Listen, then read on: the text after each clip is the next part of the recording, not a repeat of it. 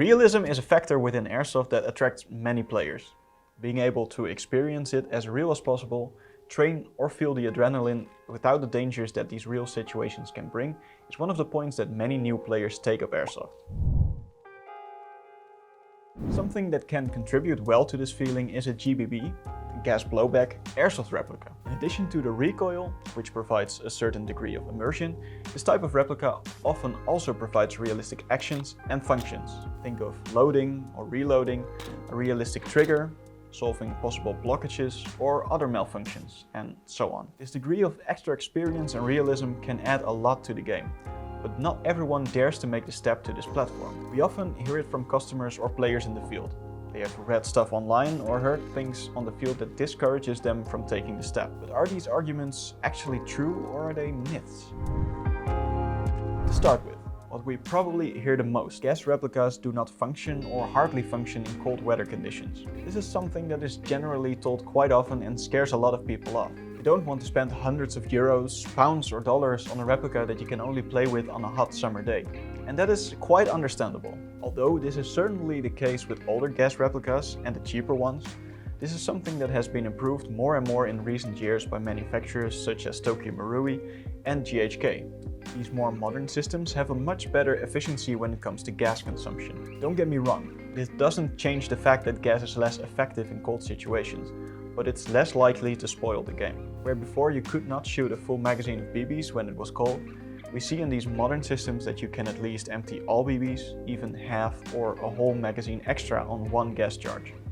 To minimize the influence of the ambient temperature and still be able to play well on colder days, it is possible to try or use different types of gas. For example, on a standard spring day, I use Nuprol 2.0. This is a green gas or medium gas that, according to the manufacturer, is optimal in temperatures between 11 and 25 degrees Celsius. I often even get away with this when it's around 8 or 9 degrees Celsius. But if I notice that I need some extra power, I switch to, for example, Nuprol 3.0 or Nimrod Performance Red. These offer some extra pressure compared to the other gas, so that they also can function better in colder conditions.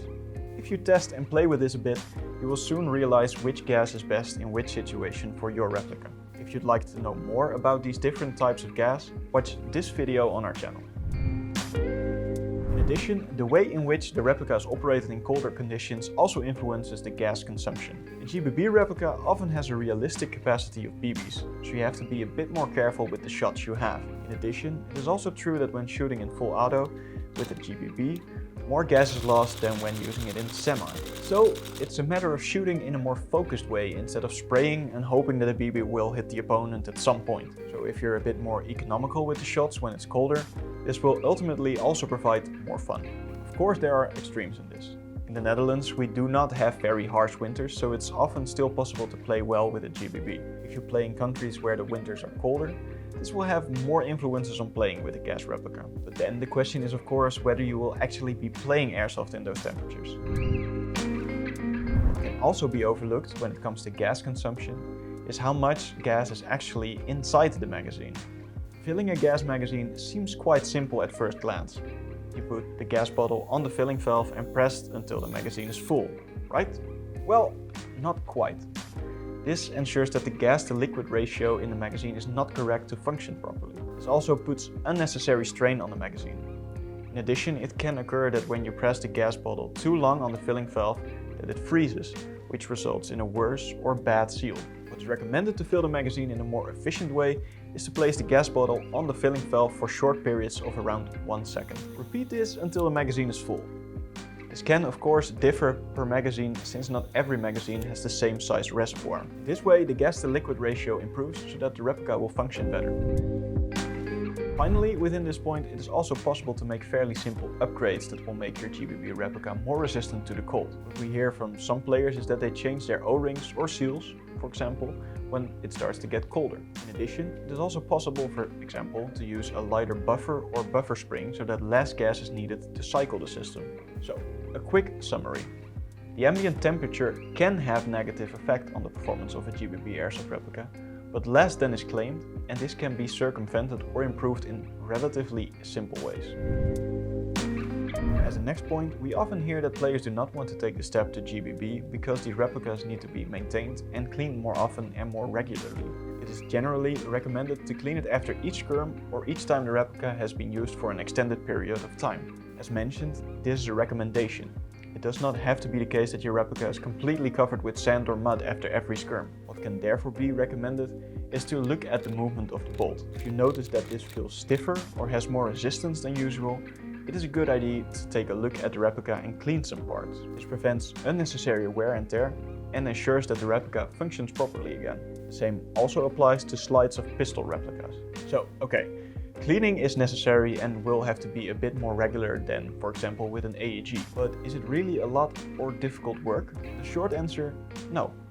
This is actually quite easily done. It's only a matter of opening the replica.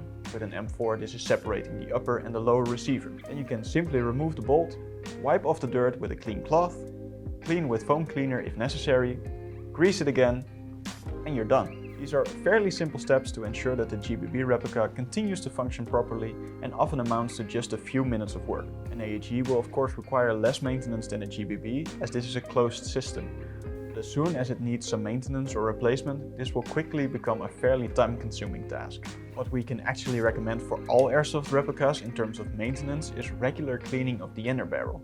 If sand, dust or other dirt accumulates here, this can significantly affect consistency and accuracy of the replica. This applies to GBBs as well as AEGs, HPAs and spring systems. A clean inner barrel can do a lot. To increase the lifespan of the magazines of your gas or CO2 airsoft replicas, it is also recommended to always empty the magazines by shooting instead of pressing the release valve. These valves are made to let only a small amount of gas pass at a time. If you hold them down and spray all the gas or CO2 through them at once, this can cause damage. We have also experienced that there was still so much pressure in the magazine while the valve was being pressed, that the entire valve compressed by all the pressure that flowed through it. This part looked like a crumpled Coke can afterwards, and that is not quite desirable. So, to ensure that the magazines stay good longer, it is better to empty them by shooting. What's also important to know is that you pay attention not to drop gas magazines. Gas magazines are generally more fragile than AEG magazines.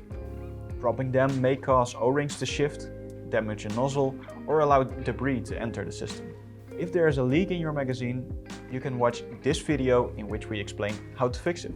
What we also see and hear a lot is that people are advised to always keep their gas magazines a little or completely filled when they are not in use. This is claimed to be better for the O-rings. Although this is not necessarily a bad thing to do for magazines, we've experienced ourselves that this does actually next to nothing, unless you use gas with a lot of added silicone. Then it can ensure that O-rings are slightly more lubricated, but this is hardly noticeable. In addition, there is unnecessary pressure on the O-rings, which can cause them to expand. This can lead to additional and unwanted leaks.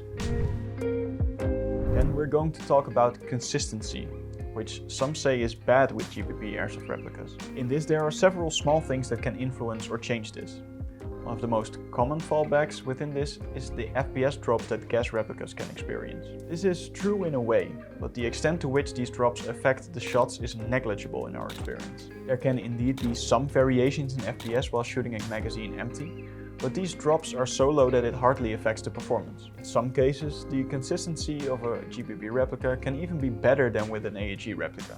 This is mainly because a GBB is generally cleaned more often, so that the inner barrel will contain less dirt, something that with AEGs is often forgotten to be maintained. This allows some GBB replicas to have better consistency than AEG replicas. What's also good to know is that it is important to use your GBB replica for a while, for example a few months, before applying any upgrades. In general, parts in GBB replicas need time to wear in, or as it's sometimes called, need time to get bedded. After this period, you will notice that the replica will function better.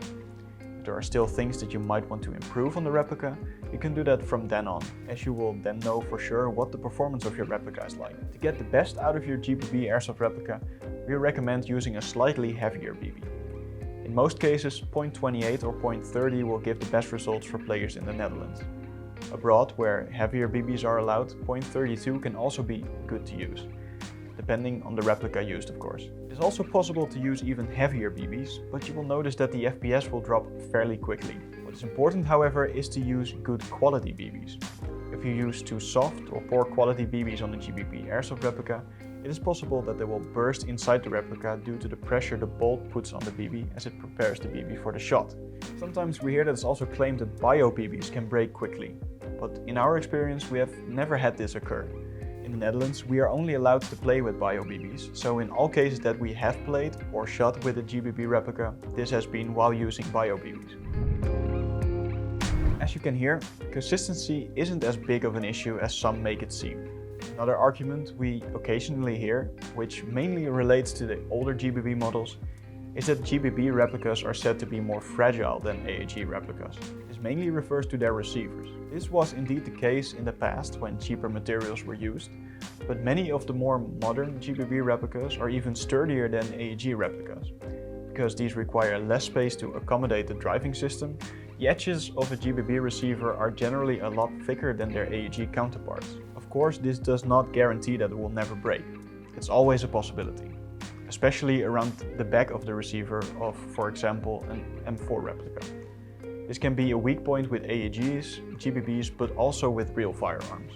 A big advantage that GBB replicas can offer is the possibility to mount real parts on them. This is not the case with every type or every brand, but in general there are many GBB replicas that are suitable for this. Think of parts as handguards, pistol grips, selector switches, bolt releases and so on. This way you can completely transform the replica into your dream build. Finally, what's good to know before making the switch from an AEG to a GBB replica is that you're not only changing the platform you're playing on, but the playstyle as well. As a result, you will have to play a lot more economically than if you have an AEG with a mid cap of 120 BBs or even a high cap. It's a matter of being more careful when you shoot. If you doubt whether the opponent is within range, try to get closer tactically by moving over the flanks, for example, so that you can take out the opponent with 1 or 3 targeted shots. Because of this, you will find that you have to use more tactics and make more use of the terrain. This immediately makes the game a lot more challenging and, in our opinion, also more interesting. The same idea can also be achieved with the use of low caps on AEG replicas, or in the case of the Tokyo Marui NGRS system, converting the capacity of the magazine. If you are interested in the GBB airsoft replica and want to experience what it feels like to use one, then visit us in our store, where we have different models and brands of GBB replicas that can of course be tested. If you can't wait to order, you can of course also do that straight away at krale.shop. If you have any questions, leave them in the comments below this video, and while you're down there, let us know which GBB replica you have in mind. Are you interested in perhaps an HK416 by Umarex, or maybe a Mark 18 by Tokyo Marui? Or maybe you have something completely different in mind. Don't forget to subscribe and give this video a like.